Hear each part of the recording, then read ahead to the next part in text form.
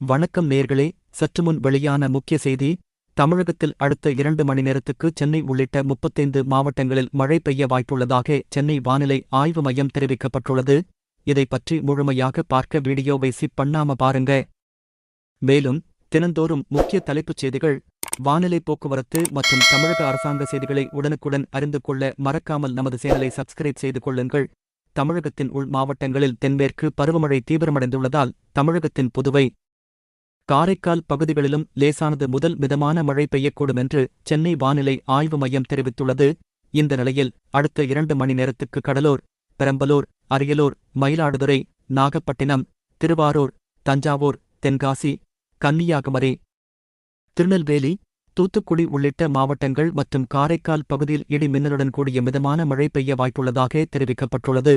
மேலும் திருவள்ளூர், சென்னை, செங்கல்பட்டு, காஞ்சிபுரம், விழுப்புரம், கள்ளக்குறிச்சி, திருப்பத்தூர், திருவண்ணாமலை, கிருஷ்ணகிரி, தருமபுரி, சேலம், நாமக்கல், திருச்சி, கரூர், ஈரோடு, புதுக்கோட்டை, ராமநாதபுரம், நீலகிரி, கோவை, திருப்பூர், தேனி, திண்டுக்கல், மதுரை, விருதுநகர் உள்ளிட்ட மாவட்டங்கள் மற்றும் புதுச்சேரியில் இடி மின்னலுடன் கூடிய லேசானது முதல் மிதமானது வரை மழை பெய்யக்கூடும் என்று தெரிவிக்கப்பட்டுள்ளது.